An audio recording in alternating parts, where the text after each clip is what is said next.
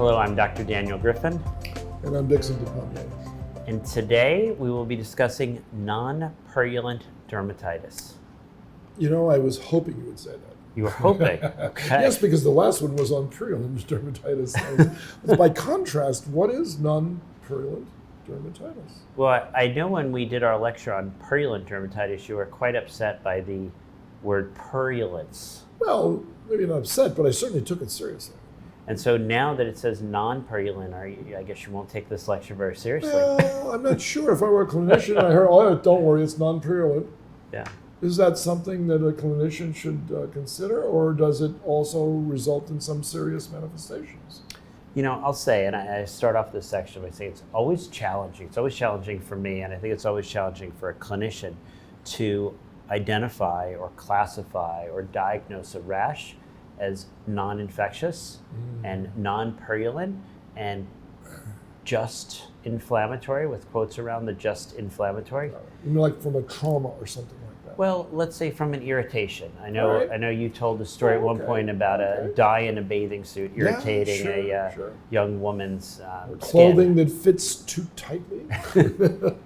And so is it that maybe they touched something, maybe they used poison ivy for a purpose it's not really designed for, or they touched something that they're allergic to, or there's been something that they've been exposed to that has caused the immune system to respond.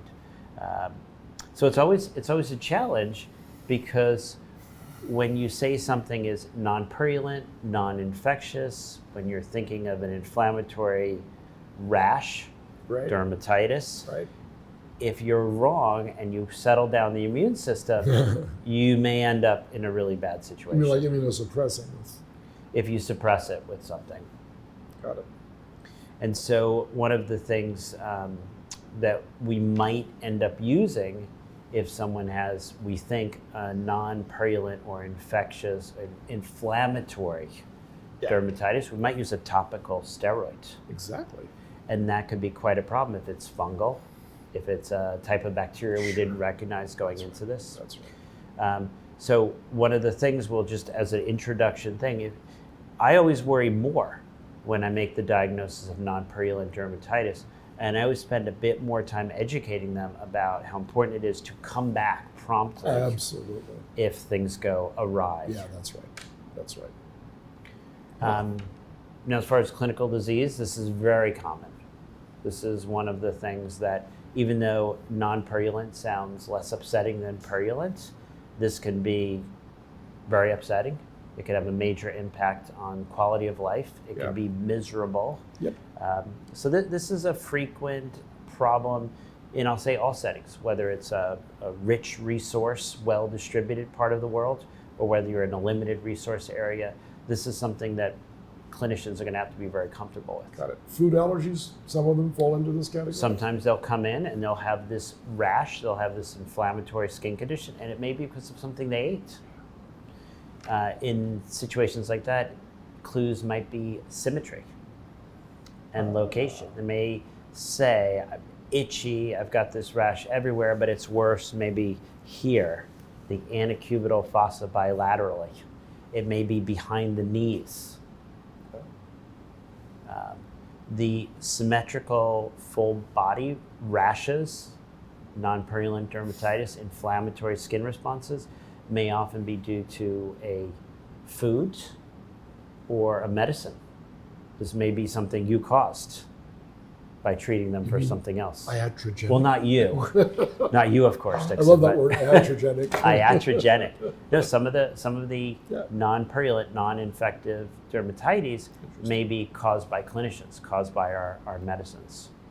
Right. So the diagnosis here is going to be critical. You want to be very careful, even though you're thinking this is not something so serious, because being wrong can be devastating. Right. You want to look and determine, is this a primary process, or is there some other process going on? Sure. Once you've made that, is there a bacterial process? Is there a fungal process? Maybe it's a parasite that doesn't normally affect us, like we've talked about. Yep. Swimmer's itch, when we have our avian schistosomes trying to invade. Exactly. It may actually be the invasion of a human parasite, and we're seeing an inflammatory rash where the real issue is going to be down the road and deeper and more of a major issue. Sure. So you always want to be really careful in how you approach this, in the confidence in your diagnosis. And again, like almost all skin conditions, we make a distinction between localized uncomplicated and generalized complicated. That's right. Should I ask you, have you ever had other than your poison ivy story in the woods? I'm trying to think. I'm not a hyperallergic type of person to begin with, so I've never had any food allergies that I know of. Okay. I don't think I've ever had any contact dermatitis due to new clothing or shoes that fit too tight or socks of the wrong color or something like that, which I know a lot of other people that I've known have complained about in their lives. To my memory, I would have avoided that clinic just based on symptoms. Okay. Well, let's talk a little bit about, we've gotten to the point where we're feeling somewhat confident. And I keep reiterating, we want to be somewhat confident. We don't want to just, go in there with the arrogance. I know what you have. Right. I always try to say, I think I know what you have. Exactly. Let's say we believe it's a localized, uncomplicated, non-infectious, inflammatory dermatitis.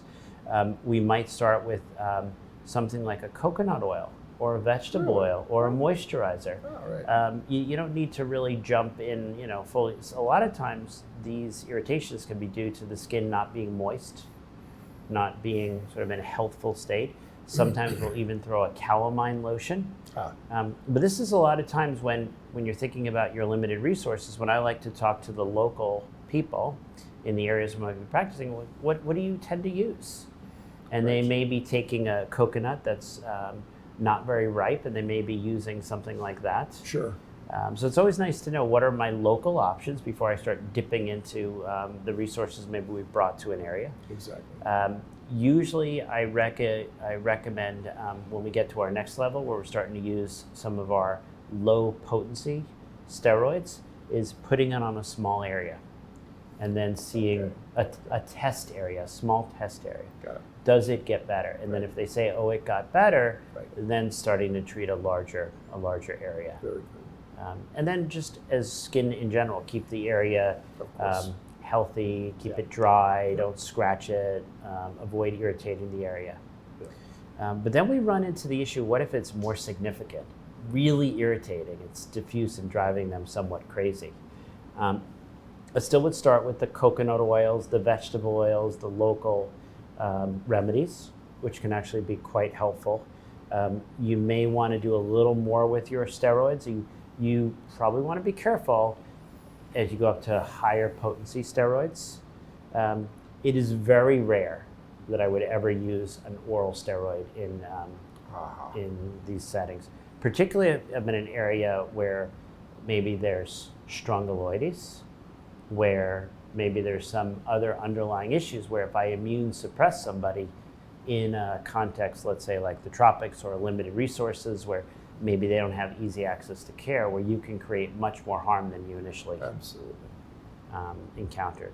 Sometimes we'll use anti-itch medicine, like our diphenhydramine. For children, we might use solutions, liquids. As we get older, we might start using tablets, things that allow them to stop scratching while the area heals. Sure. So my Rolodex was turning while you were saying some of that, and I do recall an incident. excellent. I look forward to this. Please share. Anecdote number 233, perhaps. No, I spent most of my life working in the laboratory on a parasite, and I used mice as my host. And I became allergic to mice, to dander, to the mouse dander, and also to mouse urine. So I had to cover up all of the parts of my body that would be exposed to those elements, including wearing a mask, and in some extreme cases, even a hairnet. And I can recall one incident where I was infecting the mice with all the precautions. But to do that, you take them out of the cage and you put them into a bucket. Out of the cage into the bucket and put them back in the cage. And you do the next cage into the bucket. Well, The bucket was then washed in hot, soapy water. And I was in the next room talking with someone on the phone after I had finished my work. And the allergens from the bucket vaporized and came around the corner and induced in me what you would probably classify as an anaphylactic reaction. Okay. And I couldn't breathe out. Mm-hmm. I could breathe in, but I couldn't breathe out. It was closing off as I would expand. Nothing was working in the other direction. And someone actually had to run down the hall to the Department of Dermatology and get a couple of tablets of, in those days they were giving clotrimazole, but I could probably say it was another steroidal type of anti-inflammatory. And I absolutely took those. And I have a feeling that saved my life, because I was really exasperated, not knowing what caused this. Yeah. But of course, the moment I walked around the corner and I saw what was going on, oh. And I never forgot how that felt, because it was probably the most helpless moment of my adult life, with a situation that I had no awareness of what the cause was. So that's an allergic reaction deep in the lungs. That's not on the skin or anything, but it relates very much to that, because if I had a drop of urine, that would have been a very large, localized, itchy thing that would have just driven me crazy unless I used some of these. Yeah, no, I mean, the immune system can be our friend. It also can cause us lots of discomfort. No question. And what you were describing, when we have a really exuberant immune response like that in the lungs, you can get what you were describing as air trapping, where you can still get air in, but when you try to breathe out, the airways are narrow. You would need to really take your time. It would take 2 or 3 times, maybe 5 times as long to get the same breath out as you might to get it in. Right. You know what I really thought? I thought I was suffering from a heart attack at that point. That's really what was going through my mind.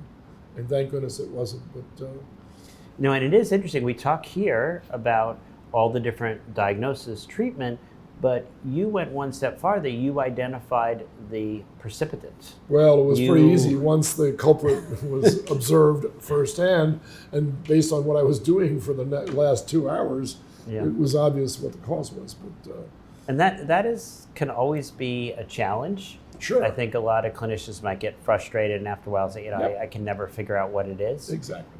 Because things change. It might be a new detergent. It might be a new soap. Exactly. Or darkroom work. People working in the darkroom, where they're exposed to these photochemicals. Those people can become allergic to these photochemicals very rapidly. And if they don't wear gloves, and if they just put the papers in, we don't do it that way anymore, but we used to, lots. And I'm sure that a number of people came in, Doc, my hands, look, the skin is just falling off. What's wrong with this? Well, what do you do for a living?